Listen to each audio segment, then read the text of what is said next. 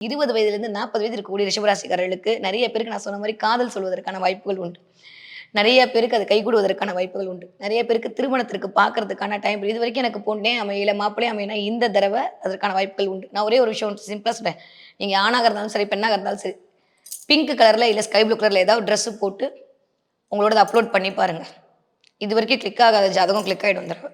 அவ்வளோதான் ரொம்ப சிம்பிளான சூட்சமம். இந்த 2 கலர் இந்த தடவ ஆக்டிவேட் பண்ணீங்கன்னா ரிஷபராசிக்காரங்க இந்த வயது ஒத்தவர்களுக்கு மிகச்சரியான ராஜயோகம். ஏன்னா இந்த வயது ஒத்தவங்களே இருக்கக்கூடிய தசா புத்தி அமைப்புன்னு இருக்குல்ல, அந்த கிரகங்கள் எந்த வீட்ல உட்காந்துருக்குன்னு ஒரு கான்செப்ட் இருக்குல்ல.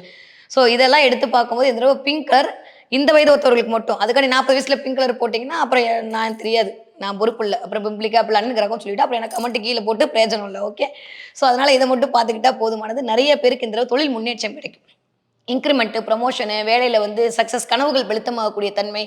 ரொம்ப நாளா வந்து நான் ஒரு விஷயத்துக்கு அலைஞ்சுக்கிட்டே இருக்கேன். அது கிடைக்குமானா கிடைக்கும் அப்படின்ற மாரி நெறைய எதிர்பார்ப்புகள் எல்லாம் பூர்த்தி செய்யக்கூடிய டைம். யாரெல்லாம் வந்து ஃபுட் இண்டஸ்ட்ரியில இருக்கீங்களோ, யாரெல்லாம் வந்து சினிமா கேமரா பிடிச்சிட்டு இருக்கீங்களோ, யாரெல்லாம் வந்து வாயால் பிழைக்கக்கூடிய தொழில் செய்து கொண்டிருக்கிறீர்களோ, பேச்சை தொழிலாக மேற்கொள்ளக்கூடிய தொழில் செய்து கொண்டிருக்கிறீர்களோ, அத்தனை அத்தனை ரிஷபராசிக்காரர்களுக்கும் இந்த தடவ மிகச்சரியான ராஜயோகம் இனிதே மலர காத்திருக்கிறது இந்த வயது ஒத்தவர்களுக்கு.